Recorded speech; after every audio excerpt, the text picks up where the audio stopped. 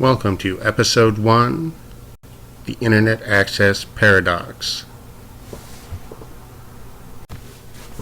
This week I'd really like to talk about internet access for low-income families and individuals. There have been a lot of developments recently, and I think some of it's good, some of it's not so good, some of it's because they have to, because they want to complete purchases of other companies. Some of it's communities actually trying to help those who need help. For starters, Chattanooga, Tennessee is offering internet access to low-income families, and they're determining who qualifies by using the school lunch program, which is a great way to do it. There's around 5 million homes with school-age children that don't have high-speed internet access in Chattanooga, Tennessee, according to the Pew Research Center. In Chattanooga, Tennessee, 22.5% of residents live in poverty, according to the U.S. Census Bureau, and nearly 25,000 kids are on public school systems' free and reduced lunch program. Chattanooga is currently trying to close what they're calling their homework gap with a pair of programs that help low-income families get online. The Chattanooga mayor, Andy Berkey, I hope I'm pronouncing that right, stated that we can't have digital gated communities. The power of the web should be an equalizer, not something that creates greater inequality. I couldn't agree more with that. The Chattanooga, Tennessee's program is called NetBridge. It's for households that have students receiving the free or discounted lunches. It's also created a class called Tech Goes Home that teaches families basic internet skills, such as creating an email address, paying bills online, set privacy rules for the kids in the home. And it's also offering a $50 Chromebook for use at home. I use a Chromebook myself. I'm using a Chromebook to record this, so it's a great tool to have.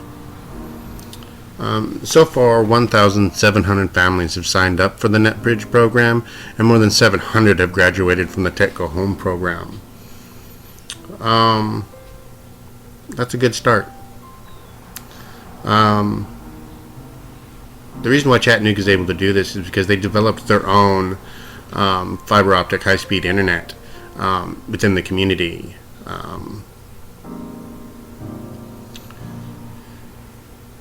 Now, the network was launched in 2009, but until recently it's been out of many families' budgets, starting with access for as low as 58 for 100 megabits per second up to $2.99 for 10 gigabits per second. There's a state law that prevents them from going lower than cost, so the best price they're able to offer families is $26.99 a month, which really, for 100 megabits per second, is really good. A really good value. Next, I'd like to talk about AT&T's program and what's good about it and what's not so good about it and why it is they really want to do it.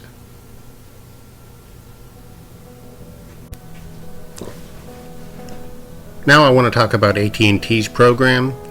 It's an interesting program. It's a program that they have been doing for a short amount of time. It basically starts for as low as $5 a month, which is good until you really get into the details. It can go for as much as $10 a month, and it's only going to be available until the year 2020, and it's only because they had to make the deal with the FCC as part of the DirecTV merger. That's the only reason they're even offering the program. It's supposed to help with the digital divide between those that have internet and those that don't. It's becoming rather vast. Back in March, the FCC voted to expand its Lifeline program and add $9.25 subsidy that could go towards broadband internet for low-income households. And there's also another government initiative called Connect All that wants to bring internet access to 20 million homes by 2020. Access from AT&T will offer 3 megabit per second connections for $5 a month, and faster 5 megabit per second or 10 megabit per second connections for $10 a month. All installation equipment and fees and all that stuff will be waived. People don't actually get to choose what speed they get, though, and they'll automatically be assigned whatever is the fastest available, which is a detail of the agreement they made with the FCC. Granted, any connection might be an improvement for homes. 10 megabits per second, still well under the 25 megabits per second threshold that the FCC has set for broadband connection. Also, there's data limits with this program, up to 600 gigabits per month, and any overage charges for anyone that uses more. Now AT&T says it's going to work with community organizations on education. A pool of customers in their 21 states is going to be rather deep, and there's 22 million families that signed up for food stamps and supplemental nutritional assistance program, which is how AT&T is going to be determining eligibility. It's a good program on paper. It's not such a good program when you really look at the details of it. They're not giving their best foot forward. They're doing what they have to because the FCC told them they needed to. AT&T, much like Comcast, which I'll talk about here in a little bit, is only offering this because they don't have a choice. The FCC is trying to close that digital divide, which has been widening for quite a while now. AT&T wouldn't really even be offering this if they didn't have to. The CEO of AT&T has been notoriously against low-cost broadband internet. He's part of the reason why they don't offer unlimited internet on their mobile devices anymore. So it's an interesting program, but it still has a long way to go, and I have a feeling once 2020 hits, they'll be turning that program off just as quick as they possibly can. Alright, next I'm going to be talking about Comcast and their program, which is a little bit more substantial, but could be a little bit better. Alright, next is Comcast. They also have a program for low-income families. They're calling it Internet Essentials. They go to internetessentials.com to find out more about it.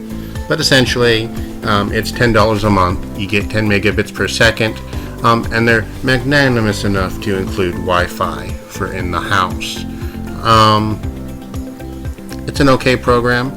It's a program that had to be started a while back because they needed to get approval for their purchase of initially Time Warner, which fell through, but instead they ended up purchasing Charter Cable. Comcast is the largest cable company in America. They own NBC Universal, as well as the majority of cable access. Their program is essentially just like all the other ones. There's limits on it. They waive all the normal sign-up stuff. There are other eligibility requirements. You can't have had a debt with them within the last year or so. You can't have signed up for their internet within the last 90 days. Among with other qualifications. Comcast is the one company that could actually afford to do a lot better. Along with AT&T, they could offer a substantially reduced or even free internet access for low-income families and individuals. I think the only reason they're even doing these programs are because they had to, in order to progress purchases of other companies that they wanted to enhance their own portfolios. Comcast could be doing a lot more than what they are. It costs money to maintain broadband internet access, but at the same time, both AT&T and Comcast are billion-dollar companies. And much like other billion-dollar companies, they keep most of their funds offshore. They don't pay a lot of the taxes that they're supposed to. So the least they could do is give more back to the community and do more with helping increase broadband access for low-income families and individuals. It's one of those things that increasingly, as I mentioned before, internet access isn't a luxury anymore. It's a requirement. Either you're getting it through your mobile device, or you're getting it through your internet access at home, or you're going to Starbucks and getting the free Wi-Fi there. Wherever you can get access, you're going to try and get access, because you have to have access, from everything from paying your bills to answering your email to ordering stuff that you need. Granted, most low-income families don't have the funds to make regular purchases on Amazon, but it does happen when they need to find something they need, or even just do research for a project or homework or whatever you need the internet for.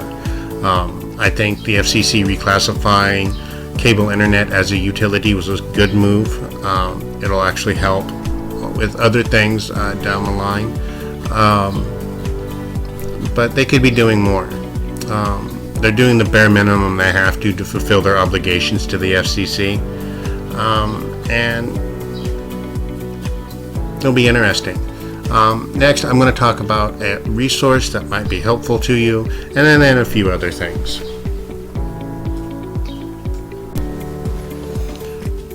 Alright, so a good resource for you if you're looking for low cost or discounted internet access is a website called everyoneon.org. That's everyoneon.org. Basically, you put in your zip code and it tells you what's available in your area. It's a really good way to find resources that you need in order to get online. Another thing you can do is you can go to your local telecommunications provider, whoever that might be in your area, whether it's CenturyLink, AT&T, whoever, and see what they might have to offer. The FCC has recently expanded the landline program to include broadband internet, so there's some discounts there. One thing you want to look for is make sure that it's decent. Make sure you can at least watch Netflix and do web surfing on it. As I mentioned before, I do use a Chromebook. It's my daily driver. It's what I use for everything. There are some limitations to it, but overall it's a good device, and you might want to look into it. They're pretty low cost. There's even some programs such as the one in Chattanooga where you can get one even for as low as $50, so that's pretty decent. Internet access is one of those things that is becoming and has become ubiquitous with the developed world, with everyday life. Whether you're in a third world country or you're in a first world country like the United States, internet access is a basic requirement just to do most things these days. With everything from Android devices to iPhones to everything else being able to access the internet, it's becoming increasingly easier. However, at the same time, for low-income families and individuals, it can be a lot harder as well. There needs to be more education about the internet among low-income families and individuals, because a lot of them just don't understand it.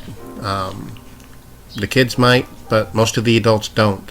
There's still a big fear of things on the internet because of daily news stories about this latest scam on the internet.